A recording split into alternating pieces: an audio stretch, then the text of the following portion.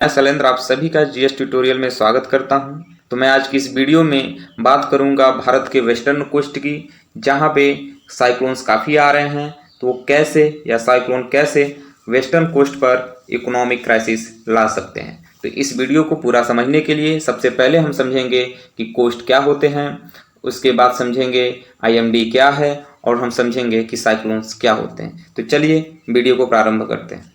तो देखिए, कोस्ट क्या होता है। कोस्ट एक लाइन होती है या स्मॉल एरिया होता है, ठीक है, जहां पे ओशन या सी और लैंड एक दूसरे से क्या करते हैं, मीट करते हैं, ठीक है। तो हमारा कोस्ट क्या होता है।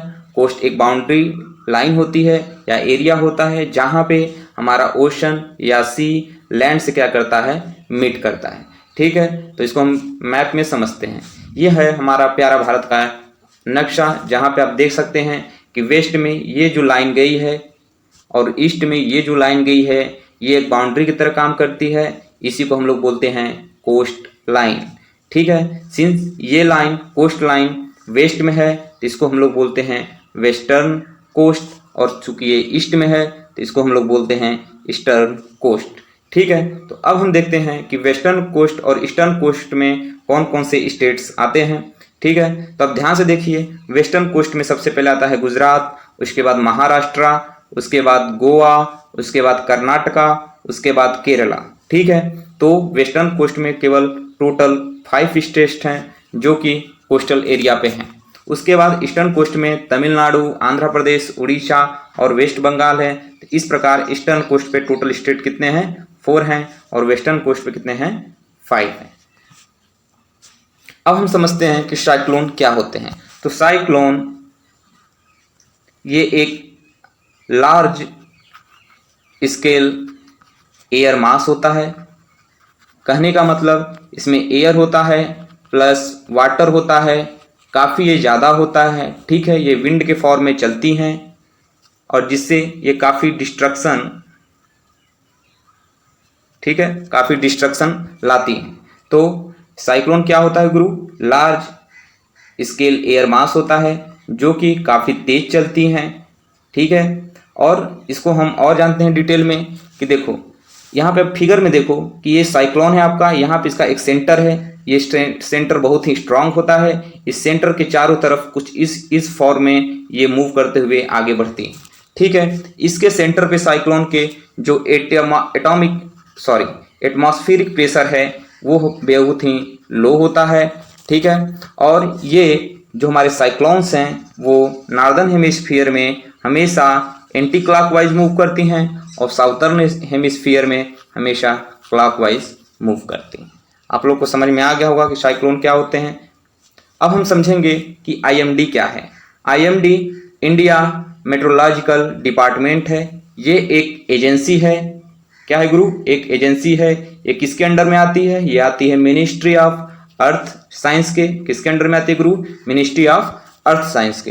तो आईएमडी किसके लिए रिस्पॉन्सिबल होता है, वेदर फोरकास्टिंग के लिए होता है, सिस्मोलॉजी के लिए होता है और साथ ही साथ मेट्रोलॉजिकल ऑब्जर्वेशन के लिए होता है। तो आप समझ गए होंगे कि साइक्लोन किससे रिलेटेड होगा, तो वो आईएमडी से रिलेटेड होगा, ठीक है। तो न्यूज में क्या है कि Arabian Sea getting more cyclones is a potential economic crisis for the west coast. तो इस पूरे पैराग्राफ को हम समझते हैं कि देखिए कि इकोनॉमिक क्राइसिस कब होता है। इकोनॉमिक क्राइसिस का मतलब जब ह्यूमन लाइफ्स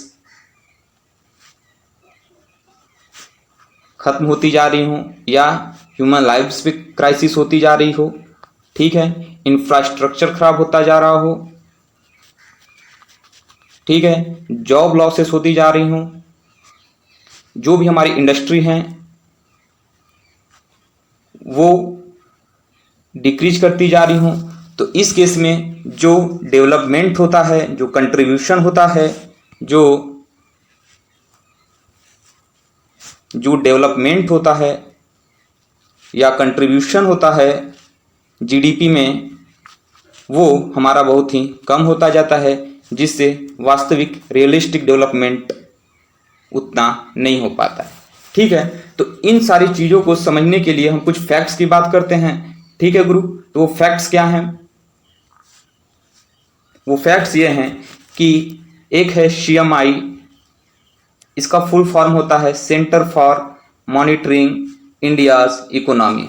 ये क्या करता है कि ये जो भी इंडिया की इकोनॉमी का डेटाबेस होता है वो इसको एनालिसिस करता है।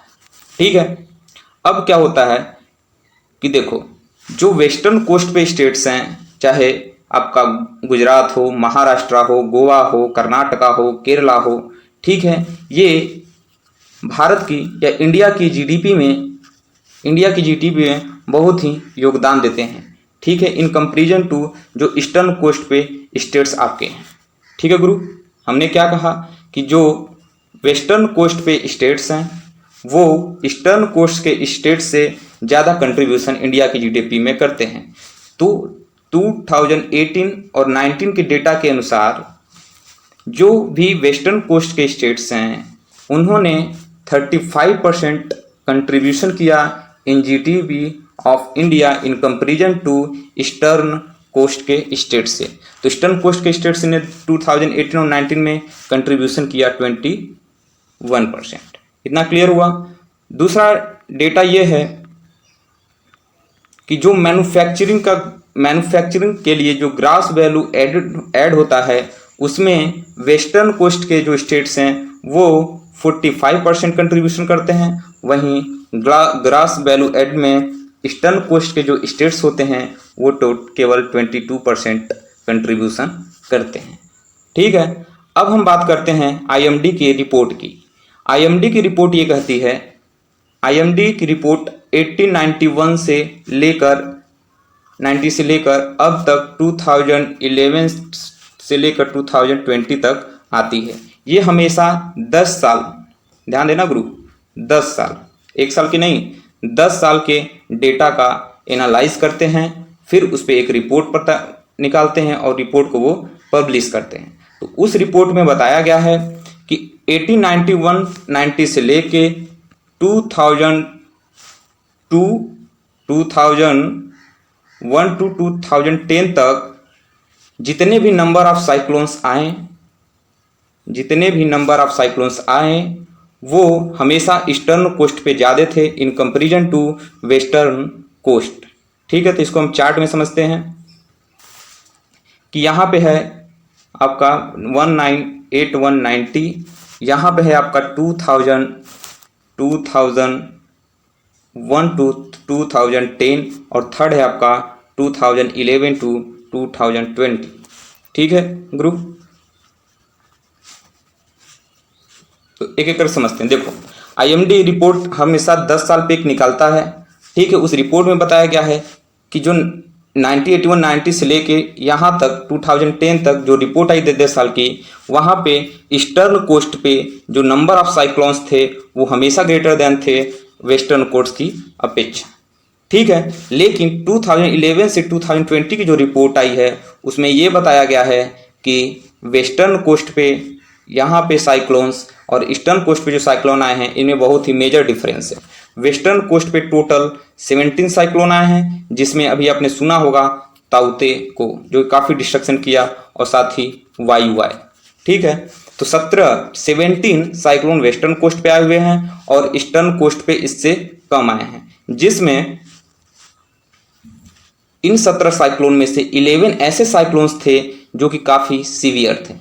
ठीक है, अब सबसे विशेष बात इसमें क्या है कि जो वेस्टर्न कोस्ट पे साइक्लोन्स आ रहे हैं वो काफ़ी, इनकी इंटेंसिटी जो है ज़्यादा है, जिससे कि गवर्नमेंट को प्रिपेयर होने में या NDRF को प्रिपेयर होने में काफ़ी समय लग रहा है।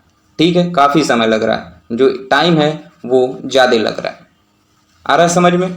तो इस प्रकार अगर साइक्लोन्स वेस्टर्न कोस्ट पे बढ़ते जाएंगे तो इससे क्या होगा, वहाँ पे डिस्ट्रक्शन अधिक होगा, सिंस उनका कंट्रीब्यूशन भारत की जीडीपी में ज़्यादा है, मैन्युफैक्चरिंग में जाता है, तो वो काफ़ी ज़्यादा उससे अफेक्ट होगा, जिससे जॉब लॉसेस हो सकते हैं और ह्यूमन पे उसका प्रभाव पड़ेगा।